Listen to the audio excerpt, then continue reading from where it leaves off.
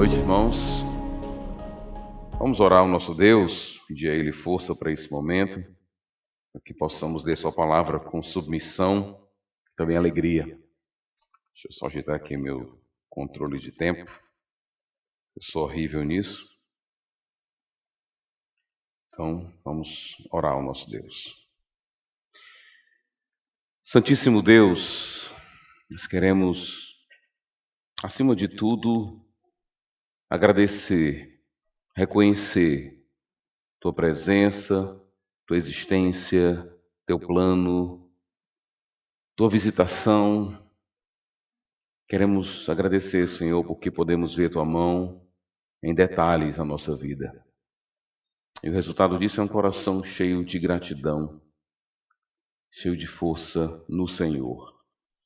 Abençoa esse tempo agora que queremos, em gratidão, abrir Tua palavra. Gratos por Tua palavra, gratos por não ter nos abandonado, mas nos dado a Tua vontade, revelado o Teu plano a nós.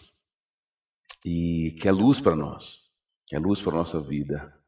Então abençoa esse tempo agora, porque queremos pedir a Tua bênção, pedir a Tua aprovação, para que nossos espíritos, nossas intenções e corações estejam completamente voltados em submissão e abertos ao Senhor.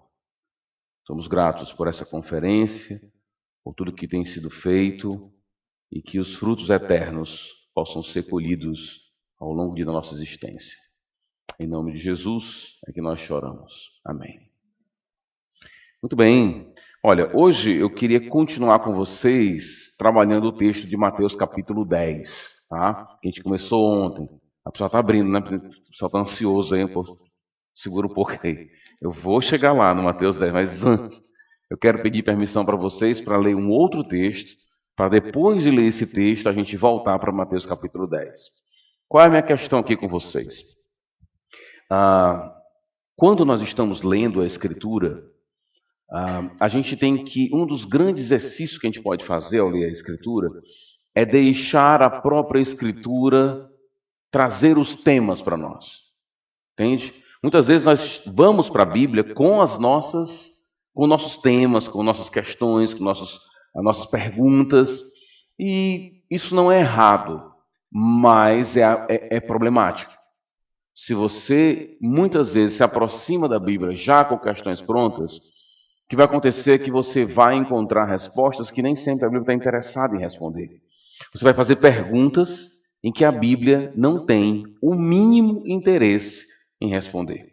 Quando a gente fala como reformados, como alguém que se identifica com a teologia que foi produzida na Reforma, e levantamos, por exemplo, a bandeira do sola Escritura, nós estamos dizendo que a Bíblia é a autoridade última.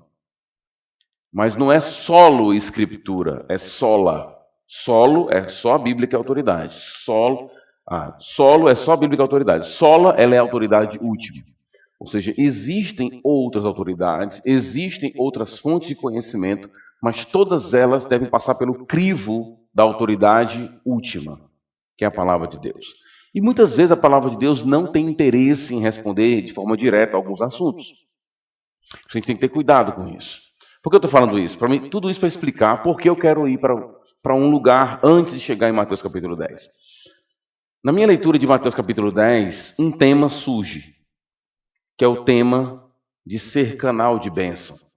Esse não é um tema que eu escolhi, é um tema que o texto me deu.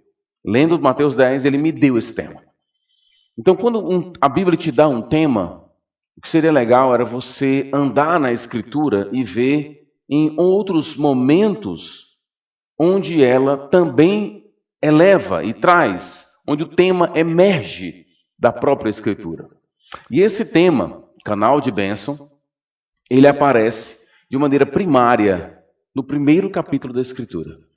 Então a gente vai dar uma olhada em Gênesis capítulo 1, depois a gente vai dar um passo mais largo, vai para o capítulo 12, e depois a gente vai para Mateus capítulo 10. E aí a gente vai ver como ao longo da Escritura esse tema tem sido desenvolvido, e aí a gente começa então a entender o nosso papel dentro desse plano gigantesco que Deus projetou desde Gênesis capítulo 1. Então vamos lá para Gênesis capítulo 1. E quais são os temas que emergem do livro de Gênesis, principalmente do capítulo 1? Eu creio que nos primeiros capítulos, principalmente no capítulo 1, nós encontramos alguns temas importantes aqui. O primeiro tema é, evidentemente, de maneira muito clara, é o tema da criação. Só que é importante a gente entender que quando o autor bíblico lança a mão da palavra criação, a gente tem que entender como o povo do Antigo Oriente Próximo entendia isso. Tá? E quando nós observamos Deus criando, por exemplo, tudo em 6 dias, às vezes a gente adentra alguns debates que não são do interesse de Moisés. Quando o leitor imediato de Gênesis, quem é o leitor imediato de Gênesis? Aquele povo que saiu da terra, né, do Egito, e ali aquele povo, muitos questionamentos estavam em suas mentes e não são os mesmos questionamentos que nós trazemos para o livro de Gênesis, muitas vezes. Às vezes a gente força Moisés a dizer coisas que ele não teve nenhum interesse em dizer. E um dos temas importantíssimos no livro de Gênesis aqui é o tema de que, ao criar, Deus estava declarando de maneira indireta que ele estava fazendo do mundo o seu templo. Okay? Deus criou o mundo em 6 dias. Quando você consulta a literatura do Antigo Oriente Próximo, quando você consulta a literatura que o povo tinha acesso, seja de maneira direta ou por tradição oral, a ideia é de que um templo, ele poderia passar anos para ser construído. Mas ele tinha um tempo certo para ser consagrado. E o tempo certo era 7 dias. Ok? Então, quando a gente vai para o livro de Gênesis, geralmente a gente pergunta, são dias literais? São dias não sei o quê? Fica essa pergunta. É uma pergunta legítima, porque o mundo que nós estamos vivendo propõe uma outra ideia da origem. Não encontra em Deus, né, na sua soberania, a origem de nada. Então a pergunta faz sentido, mas é do interesse de Moisés responder isso? Porque quando o leitor imediato entrava em contato com essa declaração, a primeira referência que ele fazia era, peraí, por que em 6 e no 7º ele senta ou ele descansa em seu trono?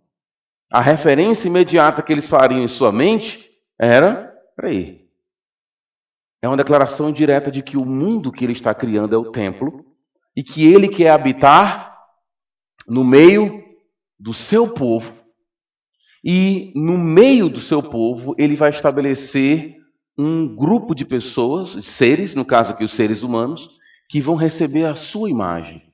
E aí nós adentramos ao segundo tema importante no livro de Gênesis, que é o tema do reinado. Deus se assenta no 7º dia. E a ideia não é só que ele se assenta no sentido passivo, mas é que ele consagrou o mundo como seu templo, e agora ele se assenta como rei, e ele vai reinar. E nesse reinado tem um grupo de seres que ele escolhe, diferente de todos os outros seres, e ele dá a esses seres um status. O status de imagem de Deus. Ele deu ao homem esse status. Vocês serão a minha imagem. Quando você vai, novamente, voltando para a literatura do Antigo Oriente Próximo, lembra que esse povo que está recebendo esse livro viveu toda a sua vida no Egito. Toda a sua educação foi no Egito. E é interessante, tanto é que aparece a figura da serpente, que tem conexões com o Egito, uma série de coisas que a gente podia falar, mas não é o ponto agora. Esse povo que viveu no Egito entendia uma coisa: só um ser tem a imagem de Deus. Só um ser pode ser chamado de filho de Deus. O rei, o faraó. É a única pessoa que pode receber. Aí vem Moisés com seu texto e diz que o ser humano, não um rei, não uma pessoa, não uma categoria específica, mas o ser humano, ele carrega o status de imagem divina. Essa expressão, imagem de Deus, que para nós, infelizmente, vai ter talvez algum tipo de referencial estético, infelizmente, né? Como assim, pastor? Nós somos a imagem de Deus, ele parece com a gente, olha o nosso referencial. Referencial todo estético, não tem nada a ver com estética. Imagem não tem nada a ver com estética, nesse sentido que nós muitas vezes queremos fazer a referência. É como o templo do Senhor. Hoje em dia, quando uma pessoa fala assim, quer justificar um comportamento dietético controlado, ele diz o quê? Temos que entender que nós somos, o nosso corpo é o templo do Espírito Santo, né? Geralmente, quando se fala de templo, hoje, infelizmente, o referencial que as pessoas têm é dieta. Como cuidar do corpo. A maior referência de templo na Bíblia não é isso. A maior referência de templo é Deus está presente. Esse é o ponto. Então, em Gênesis 1, nós encontramos Deus, então, preparando esse templo e colocando nesse templo a sua imagem. Ou seja, alguém que carregaria dois elementos importantes: a filiação e a realidade de ser rei. Então, Deus estava declarando de maneira direta que Ele queria que o ser humano fosse seu co-regente, aquele que ia reinar junto com Ele, trabalhar junto com Ele. Ok? Observe o versículo clássico, né? Versículo 26 e 27. Então, disse Deus: façamos o homem à nossa imagem, conforme a nossa semelhança. Domine, então, depois de saber que o homem é quem ele é, o homem agora vai dominar ele sobre os peixes do mar, sobre as aves do céu, sobre os grandes peixes de toda a terra e sobre todos os pequenos animais que se movem sobre o chão. Criou Deus o homem à sua imagem, a imagem de Deus o criou, homem e mulher os criou. Então Deus os abençoa e dá toda a condição de multiplicação. O que é importante também reconhecer a palavra bênção aqui. Bênção geralmente é vista, e é o que a gente quer corrigir um pouco hoje. Geralmente quando você fala que você foi abençoado, que você recebeu uma bênção, pode observar que a pessoa que declara isso, via de regra, entende que recebeu algo de Deus e ela se vê como um tipo de receptáculo da bênção. Só que quando você vai para a Escritura, a bênção nunca é algo que Deus dá a alguém para que fique naquele alguém. A bênção sempre é uma aprovação e uma capacitação de Deus para que a pessoa faça aquilo pelo qual Ele chamou para ela fazer, e isso não fica estancado na pessoa. Isso leva a outras pessoas. Tanto é que Ele abençoa o homem e Ele diz: sejam férteis e multipliquem-se, encham e subjuguem a terra. Qual é o ponto aqui? Deus, além de dar o status de imagem, Ele capacita o homem a se multiplicar. Bênção não é algo que você recebe e fica em você. Não somos, esse é o ponto da mensagem de hoje, não somos receptáculos somente de bênção. Somos canais de bênção. Deus tem um projeto para o mundo, Ele chama o homem para ser seu corregente, e ao chamar o homem para ser seu corregente, Ele capacita o homem com status e capacita o homem com bênção. E essa bênção traria toda a condição para ele multiplicar. Porque o projeto de Deus é esse. De cara, a gente já aprende uma coisa no livro de Gênesis. A gente geralmente atrela dificuldade e sofrimento com pecado. Pode observar, é natural das pessoas.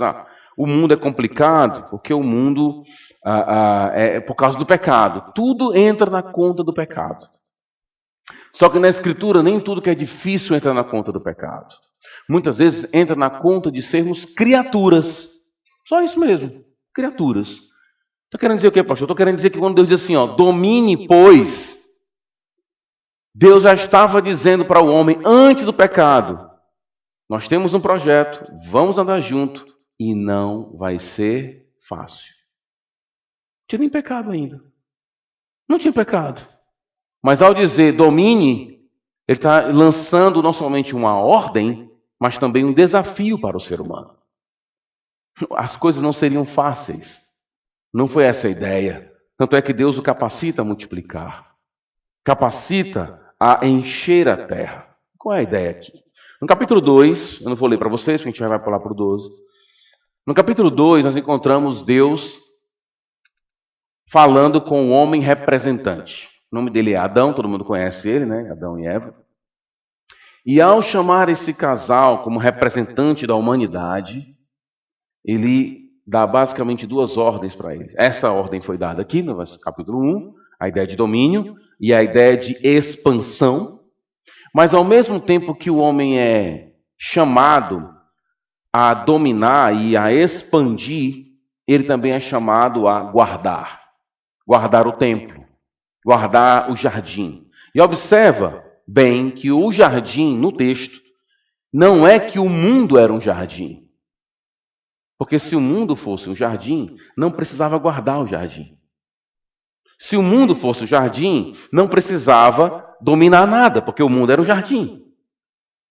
A ideia é que o mundo não era um jardim. Inclusive, lê o texto com atenção e ele vai nos informar que o jardim estava no Éden. Então você tem um mundo, você tem um Éden e você tem um jardim dentro do Éden. Essa divisão que você vai encontrar, inclusive, no templo. Tem o deserto, tem a área externa, o santo lugar e o santo dos santos. Então você tem essas divisões que aparecem o tempo todo. Na entrega da lei, o povo na terra, divisão no monte, sempre a divisão de aproximação. Então Deus cria o homem, cria o mundo, melhor dizendo, cria o cenário, coloca o homem dentro do jardim e diz, você vai guardar, você vai manter. Então o homem tinha duas ações a fazer. Ações que parecem paradoxais, mas são importantes. Ele deveria expandir, porque deveria dominar. E ao mesmo tempo ele deveria guardar, conservar o jardim. Deus então convida o homem à expansão do jardim. A expansão do templo. A expansão da adoração. 3 temas importantes em Gênesis 1 e 2. Criação, o mundo como um templo, o homem como seu corregente e filho, e terceiro, o mundo como um lugar de adoração, porque o mundo é um templo, que deve ser guardado no jardim. Só que esse jardim não pode ser guardado no sentido de ficar só em um lugar. Ele deve ser expandido. Por isso que o homem tem que dominar, para que ele possa, então, expandir os limites do jardim. Muito bem, está proposta a ideia. Não era fácil, não seria fácil, mas Deus abençoa o homem para capacitar o homem a essa ação. É daí, inclusive, que eu creio, inclusive muita gente quando vê coisas da criação, acha que sempre tudo que é da criação é algo positivo. Eu não vejo que quando você vai para o livro de Gênesis, tudo está perfeito. Porque a ordem que Deus deu ao homem foi domine. Então isso implica que Deus começou um processo e Ele quer que o homem, juntamente com Ele, opere nesse processo. O problema é que o homem, em capítulo 3, ao invés de ouvir e ter Deus como centro da sua orientação, porque Deus deu ordens e dentro dessas ordens Ele deu uma proibição. Da árvore do conhecimento do bem e do mal você não pode tocar. Sinceramente, há muita discussão sobre isso, discussões enormes. Eu vou colocar a minha ideia e depois vocês pensem, estudem, pesquisem. Mas a minha ideia é de que essa proibição ela era temporária. Porque a expressão conhecimento do bem e do mal era muito conhecida no mundo da sabedoria. E a ideia de Deus é que existiam algumas coisas que deveriam ser dadas com o tempo. E o homem não quis responder a esse limite estabelecido por Deus. Ele quis ser o centro de todas as coisas. E ao fazer isso, tudo mudou. E Deus, então, no processo, você vai vendo Adão aparecendo no capítulo 1, capítulo 1, capítulo 2, e você vai encontrar também a figura de Noé. E novamente você encontra ali um lugar especial onde Deus guarda uma pessoa, e depois aparece a figura de Abraão. E é o nosso ponto de hoje. Tá? O que nós encontramos em Abraão? O livro de Gênesis, alguns dividem em dois grandes blocos. Né? O primeiro bloco, a origem, os primeiros passos da humanidade, até o capítulo 11. E no capítulo 12 você encontra o que nós chamamos de narrativa patriarcal, onde você encontra ali Deus trabalhando com uma família extremamente complicada. Você vai lendo os capítulos, ficando meio desanimado, né? Com Abraão, tudo, o pessoal vai... Sempre gosto de brincar com o pessoal da igreja, as irmãs da igreja. Eu estou atrás de um homem de Deus, né? Aí eu digo assim, tipo Abraão, que tal Jacó, né? Tem também o outro aí, né? Abraão, Isaac e Jacó. Qual que você quer, né? Teve um que ficou com a Agar, aí teve o Isaac que fez o que fez. Qual o homem de Deus que você quer? Pode ser Davi também, Salomão também, outra figura muito boa. Então você vai lendo o livro de Gênesis, capítulo 12 até os 50, você encontra ali a família patriarcal muito problemática, mas você vai encontrando sim um crescimento. Esse povo vai crescendo sim. O que é interessante em Gênesis é a consciência que esses homens têm de que o plano de Deus, guarda isso com atenção para a pregação, para entender a lógica, até chegar em Mateus 10. A consciência que esses homens têm de que o plano de Deus envolve muito tempo e que eles não iriam testemunhar tudo em suas vidas. Observa quando Abraão sabe que vai morrer, ele já projeta o casamento do filho. Observa quando Isaac vai morrer, a mesma coisa. Jacó vai morrer, ele já percebe. Esses homens, eles não entendem que suas vidas, eles vão testemunhar todas as coisas, eles se veem dentro de um processo, de um plano enorme. E que eles fazem parte desse processo longo, gigantesco. E ele é parte desse processo. Essa consciência dos autores, para mim, é fantástica, porque a nossa geração, talvez os últimos 100, 200 anos, 300 anos até, o ser humano, ele passou a achar que a vida... o homem hoje julga Deus por suas experiências, né? Como se Deus pudesse ser avaliado. Gente, a gente se acha demais.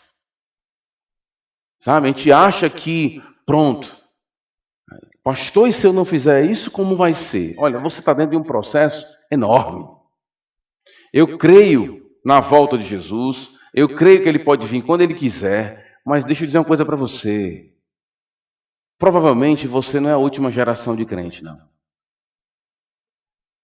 Mas vai vir mais gente, mais gente, mais gente. Entendeu? Nós estamos dentro de um processo longo. E eles se entendiam assim. E dentro desse processo, o plano não acaba. Deus tem um compromisso com a sua criação. Guarda essa informação. Deus tem um compromisso com a sua criação. Ele começa o processo, ele chama o homem, dá bênção ao homem, e o homem se rebela contra Deus. E você vai lendo o livro de Gênesis, até chegar aqui, basicamente é Deus correndo atrás do homem. Quando Paulo diz, não há quem busque a Deus, esse é fato mesmo.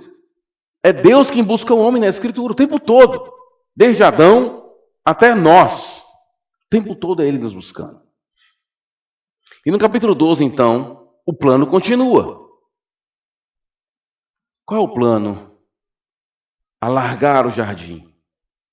Ampliar o jardim. A adoração. Só que ele agora vai se utilizar de uma família especial para isso.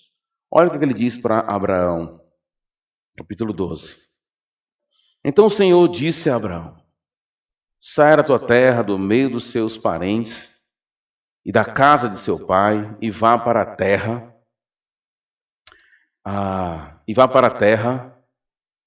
no meio dos seus, e vá para a terra que eu lhes mostrarei. Farei de você um grande povo, e o abençoarei. Tornarei famoso o seu nome, e você será uma bênção. Abençoarei os que te abençoarem, e amaldiçoarei os que te amaldiçoarem. E por meio de você, todos os povos da terra serão abençoados. Para onde Deus está olhando aqui? Ele está olhando para o mundo inteiro. O olhar de Deus é para o mundo inteiro. Se lá ele escolheu Adão para ser o caminho pelo qual ele traria, por meio do ser humano, ele traria a sua regência junto com o seu corregente, pastor, de onde você tira essa ideia? Tanto da expressão imagem de Deus, como eu citei ontem também, outras passagens muito claras. Depois você pode chegar em casa e ler com atenção o Salmo 8, que é citado, inclusive, por Hebreus capítulo 2. Em Salmo 8, nos é dito que Deus coroou o homem. E a linguagem é de realeza. Isaías 61 fala de Deus como aquele que cria e ele está sentado em seu trono reinando. Então, o tema do mundo como o templo, e Deus como seu rei dentro do templo, e o homem como seu corregente, operando juntos para que eles possam ampliar o reino do Senhor, que acontece nos primeiros capítulos da Bíblia. E o plano não acaba. E o ponto de Deus é: encaixe a sua vida.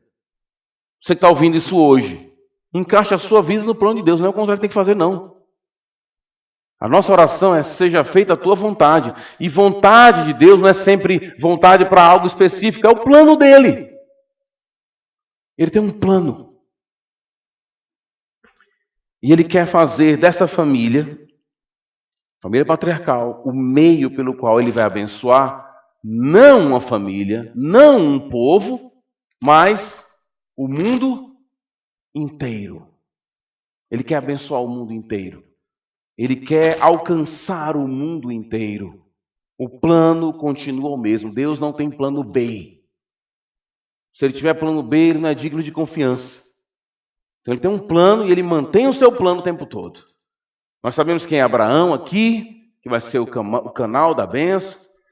Nós começamos a caminhar no relato bíblico, encontramos a desesperança no caminhar, aparece alguém, aparece outro. No final do livro de Gênesis, encontramos Jacó abençoando seus filhos e deixando claro para a gente que um deles, no meio de um deles, por meio de um deles, virá o rei. O cetro não vai se apartar de ti, ele diz para Judá. Então isso já cria esperança no povo de Deus. O rei virá por Judá. Quando o povo lá em Samuel pede um rei, não é errado pedir um rei. A expectativa tinha sido dada para Abraão. Ele vai dizer: por meio de você virão muitos reis. Deus disse para Abraão. Jacó tinha essa expectativa. O comportamento de Abraão é de rei. Observe no livro de Gênesis para você ver. As guerras são os reis. Abraão está no meio lá. Observe como ele é tratado pelos outros povos. E é interessante que essa expectativa é afunilada com a figura de Judá. Depois nós chegamos, correndo da Bíblia aqui, né? Chegamos em Davi. Então a figura do rei será em Davi. Nós chegamos em Ezequiel, dizendo, olha, falando dos falsos pastores, e lá pastor não tem nada a ver com pastores eclesiásticos hoje, mas são líderes. Ele vai dizer: eu serei o pastor de vocês. Eu vou pastorear vocês. E logo no mesmo capítulo ele vai dizer que será por meio de Davi. Então havia expectativa de que Deus um dia enviaria o seu rei, que ele viria reinar. E que o canal da bênção seriam essas pessoas. Aí vem Abraão, Isaac, Jacó, Judá, Davi. Eles seriam um canal de bênção. É nesse sentido que quando Deus elege Abraão, ele não elegeu somente para salvação, ele elegeu como canal de bênção. Tem, dentro do livro de Gênesis, pode ver basicamente 3 categorias de pessoas: o eleito, o não eleito e o anti-eleito. O eleito é aquele que foi escolhido pelo Senhor para ser o canal de bênção para o mundo, para alcançar os não eleitos para aquela missão. Mas tem também aqueles que trabalham contra o plano, são os anti-eleitos. E Deus vem trabalhando esse plano maravilhoso ao longo dos anos. E amanhã a gente vai ver um pouco sobre Marcos, a expectativa e a chegada do grande rei. Mas qual é a verdade que nós encontramos desde o capítulo 1, capítulo 12, e ao longo da família patriarcal? É que Deus escolheu pessoas para serem canais de bênção para o mundo todo. Nós sabemos pela leitura de Paulo em Gálatas que isso se cumpre na pessoa de Cristo, porque é Ele que é o canal de bênção para o mundo todo. Então, construído tudo isso, Vamos para Mateus capítulo 10.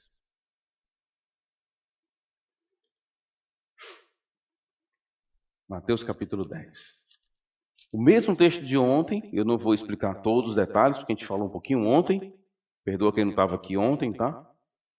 Mas só uma breve recapitulação, ele está diante dos seus discípulos, e como nós argumentamos ontem, muito do que ele fala para os seus discípulos se aplica de maneira genérica a todos aqueles que seguem a Jesus Cristo. Tá? E ele vai fazer uma declaração fantástica, que quando a gente lê essa declaração, você vai fazer todas essas conexões que eu acabei de fazer, até chegar em Gênesis capítulo 1. Olha o versículo 40. Quem recebe vocês, recebe a mim. Parou aí. Quem recebe vocês, recebe a mim.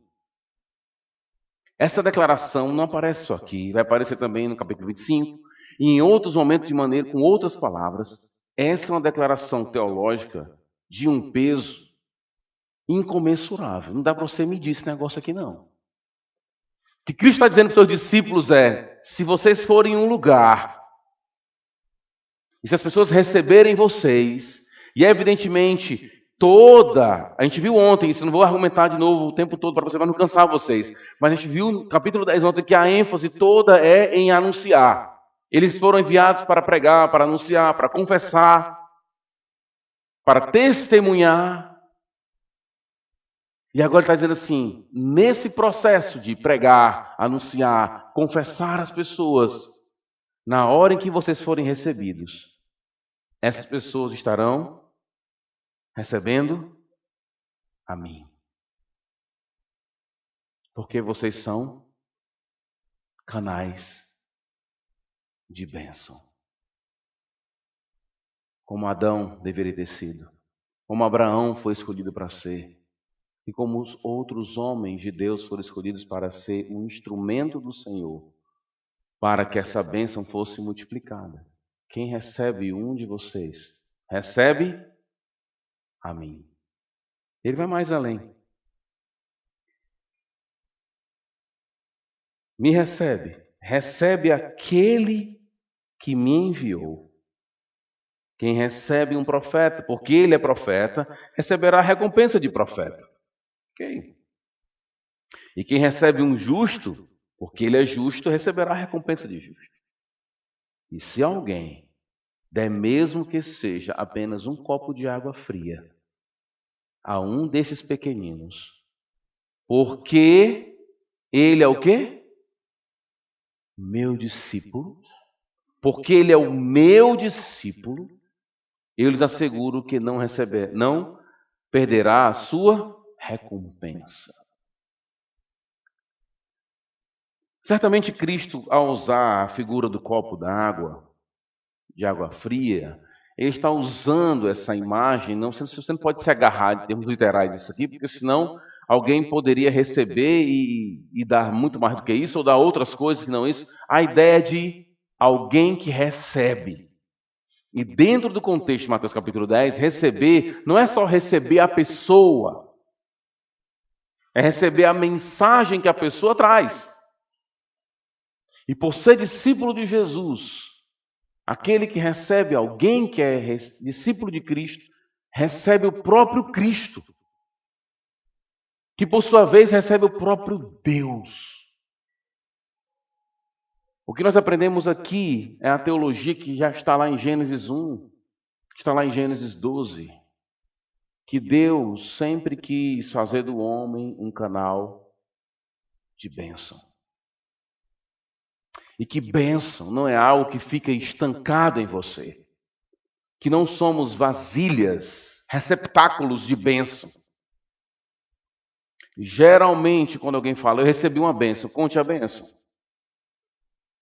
Como essa bênção atinge outras pessoas? É a pergunta. Porque se não atinge, não é bênção. Entendeu? É só um sonho que você tinha, um desejo que você tinha, e pronto. Ganhou o que você sempre sonhou e acabou. Fica ali. Eu tive duas experiências interessantes em viagens, quando eu digo interessantes, um pouco também marcadas por angústia, quando o assunto é essa questão de bênção. Eu me lembro, no início dos anos 2000, eu me formei em 2001, isso deveria ser 2002, por aí, e eu fui convidado para pregar numa cidade no Rio Grande do Norte. E quando eu cheguei lá, nessa época, eu estava tendo muito problema com o computador. E notebook nessa época era um negócio assim, entendeu? Era um negócio, tá? Gente, 2002, a gente está 20 anos atrás, entendeu? Um negócio assim. E notebook nem pensava, eu só queria basicamente ter um computador que não travasse. Esse era o meu sonho naquela época, só isso. Meu PC não trava e tal. E eu fui para essa pregação. Chegando lá, tinha um irmão que ele falou assim, eu falei, irmãos, tem alguém aqui da igreja que trabalha com computador, porque o meu computador deu problema, tal. Ô, pastor, o irmão fala exatamente isso aqui. Poxa, rapaz, eu tinha um notebook e eu tinha sempre quis ter um notebook. Comprei, eu olhei assim, rapaz, não quero isso não. Peguei e não dei para um amigo meu, se eu tivesse vindo uma semana atrás. Até hoje eu me pergunto por que ele contou aquela história para mim, né? Ele queria me fazer sofrer. Eu tenho certeza disso, porque não é não. Alguém que, sei lá, eu compro um carro. Aí o cara diz assim, quanto foi esse carro? Primeiro que é uma pergunta invasiva, mas tem gente que é assim, né? Para mim é uma pergunta extremamente invasiva. Quanto é que você ganha, quanto foi? Quer pegar minha carteira? Quer olhar quanto é que eu tenho, né? E aí a pessoa pergunta quanto é que é o carro. Tantos mil a pessoa. Rapaz, não é que eu encontrei uma semana passada mais barato? Esse tipo de declaração não é um tipo de coisa que você... Por que ele está dizendo isso, né? Quer me fazer sofrer. Aí eu fui outra viagem que eu fiz, foi para Bahia. Eu estava falando até com o pastor sobre como eu gosto de moto. Gosto muito de moto. E fui para casa de um irmão lá que ele tinha comprado uma Harley linda. E a mulher dele falou assim, pastor, o senhor gosta de moto? Ela disse, eu gosto de moto, você fala de moto. Pois, pastor, eu vendi a minha moto uma semana atrás. Eu disse, toda vez que eu vou, quase que eu peço para vir uma semana antes para cá, porque sempre quando eu vinha para um canto, era sempre uma semana. Para não perder a bênção. Aí, a irmã falou assim, mas pastor, você acredita que ele vendeu essa moto? Ele comprou essa moto, lembra? Não lembro que foi 40 mil, lembra agora. Ele vendeu pela metade do preço. Irmãos, puxa, eu tinha vendido um rim, eu tinha vendido qualquer coisa. Eu tinha comprado essa moto. Meu irmão, por que você vendeu essa moto? Não, pastor, eu sempre quis ter uma moto. Mas aí eu não conseguia passar, a cidade é muito pequena, o interiorzinho da Bahia. Eu não conseguia passar a segunda. Esse meu irmão, vá para outro lugar, pega um autoestrada e dê um jeito de andar nesse negócio. Como é que você faz um negócio desse? Nos dois casos eram pessoas que tinham interesses em um objeto, um notebook e uma moto.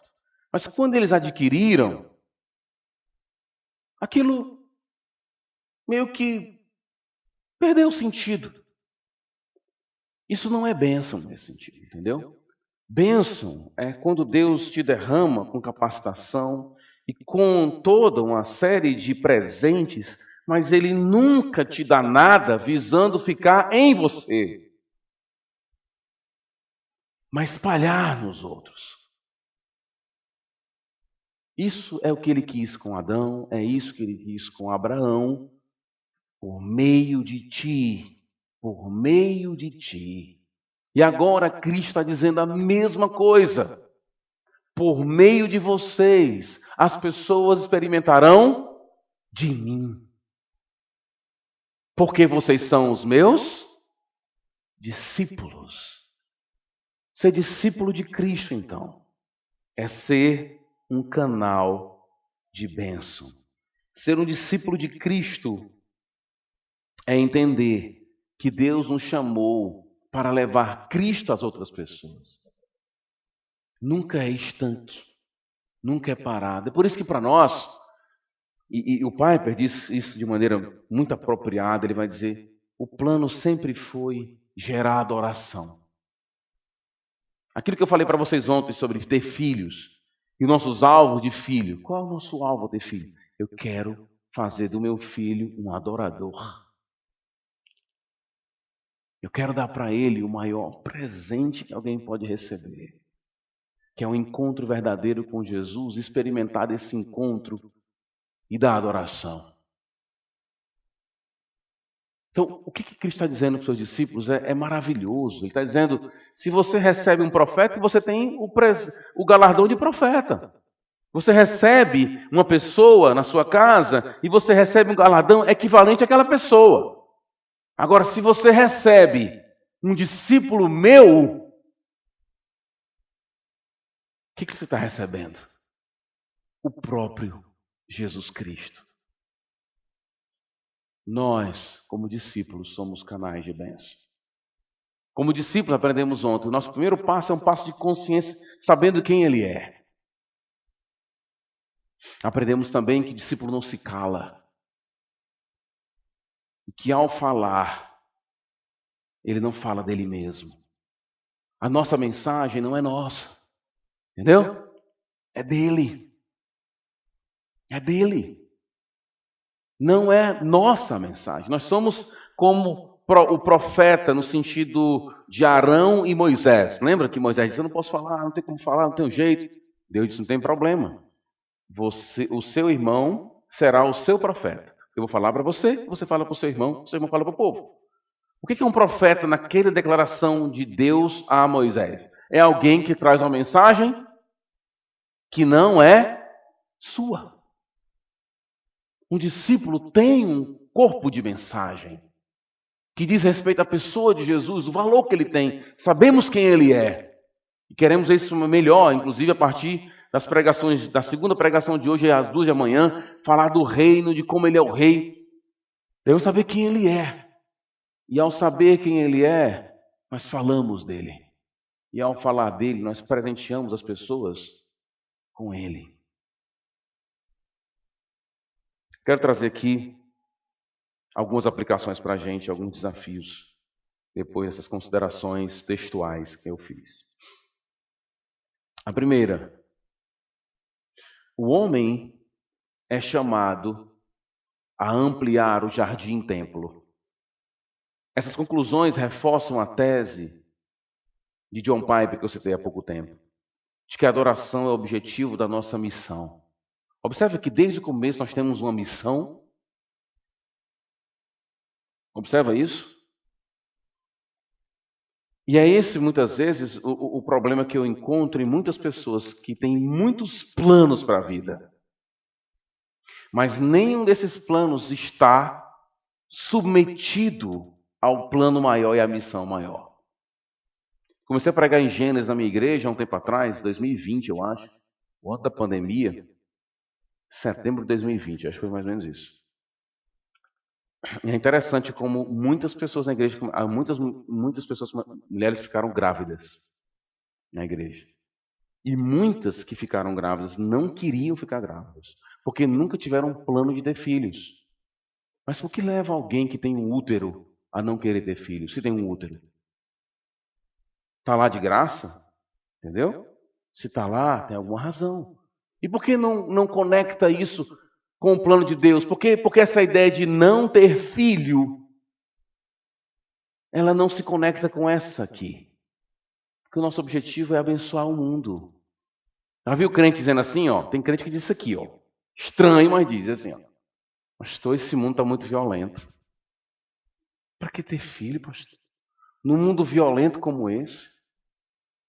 Eu fico pensando no pessoal. Se Deus pudesse trazer o pessoal que ouviu o Gênesis, né? A bênção da multiplicação, o pessoal saindo do Egito, vivendo no deserto. Entendeu? Olhando para você dizendo isso. Como é? Como é que é? Não quer ter filho por quê? Sério isso? Tá bom. Por que as pessoas dizem isso? Porque elas não se veem dentro de um plano. Se o mundo é violento, essa é a explicação de eu não ter filho, mas eu ter mais filho. Eu quero abençoar esse mundo com pessoas que conhecem o Senhor. E eu quero mudar esse mundo de alguma forma, abençoando esse mundo tendo filhos. É porque você não se vê dentro de um projeto. Você acha que bênção é uma coisa que para em você. E ter filho é a mostra de que a bênção não pode parar em você. Ela tem que progredir. Já pensou? Os homens de Deus, as mulheres de Deus, se entendendo assim, não se entenderam porque entendiam um plano. Deus tem um plano. E o seu plano basicamente é se formar, se você é jovem, sei lá, ganhar um dinheirinho aí, mais ou menos, ter uma casa. Basicamente, ser crente hoje, o plano dos planos é esse aqui, ó. Basicamente é uma luta por conforto. É isso. O plano do Senhor é ampliar o jardim, gerar adoradores. Santificação do espaço, ordem do espaço. Onde não há adoração ao Senhor, não podemos descansar achando que a nossa missão foi realizada com sucesso. O que nós queremos é, usando a linguagem de Jesus em Mateus 10, o que nós queremos é ser recebidos com um copo de água fria. Porque quem nos recebe, recebe aquele que nos enviou. É isso que nós queremos. Porque somos os seus discípulos. Segunda aplicação, somos chamados a uma postura proativa. Somos corregentes, cooperadores, filhos, canais. Todos esses títulos nos convidam a fazer alguma coisa.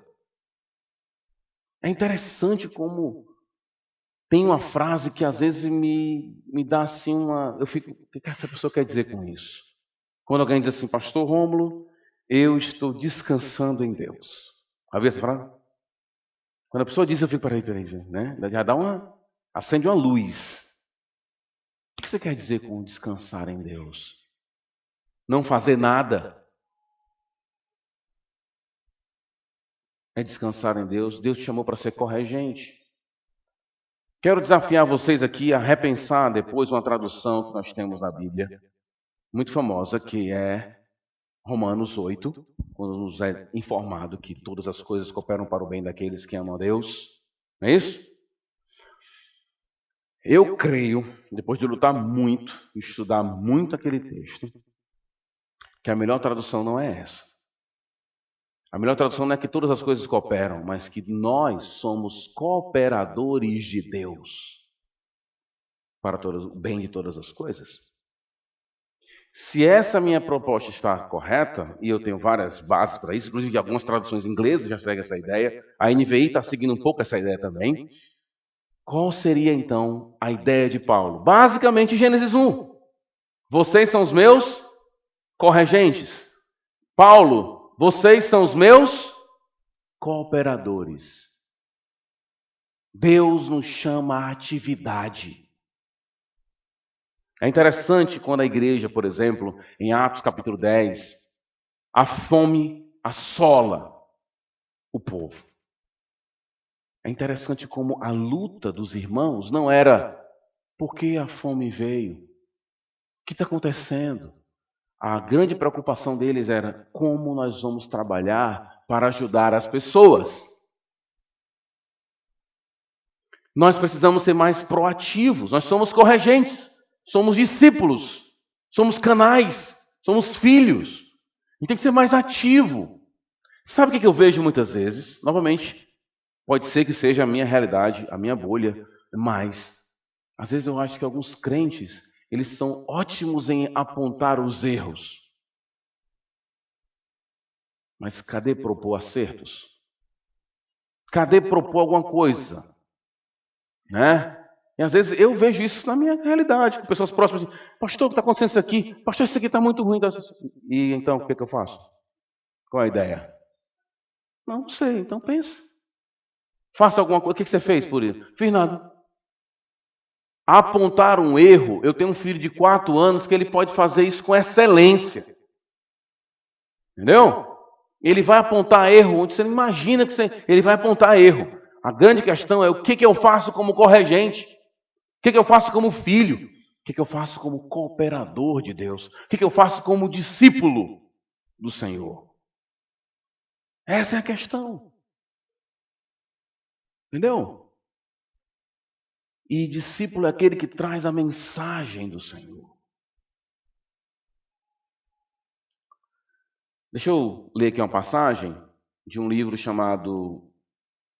deixa eu me lembrar agora.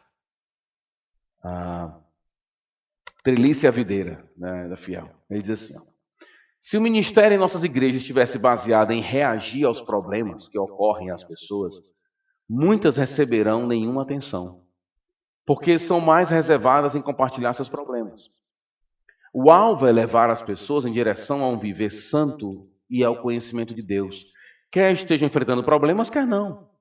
Se a maior parte do tempo você estiver lidando com problemas das pessoas, não terá energia para implementar treinamento proativo e nova obra de crescimento. Se em seu ministério você adota uma abordagem da solução de problemas, as pessoas que têm necessidade mais críticas dominarão seus programas e as necessidades hão de fadigá-lo, exauri-lo, reduzindo a eficácia dos seus outros ministérios. A gente tem que ser mais ativo do que somente estar apagando fogueira o tempo todo. Entendeu? É interessante como os crentes são indignados.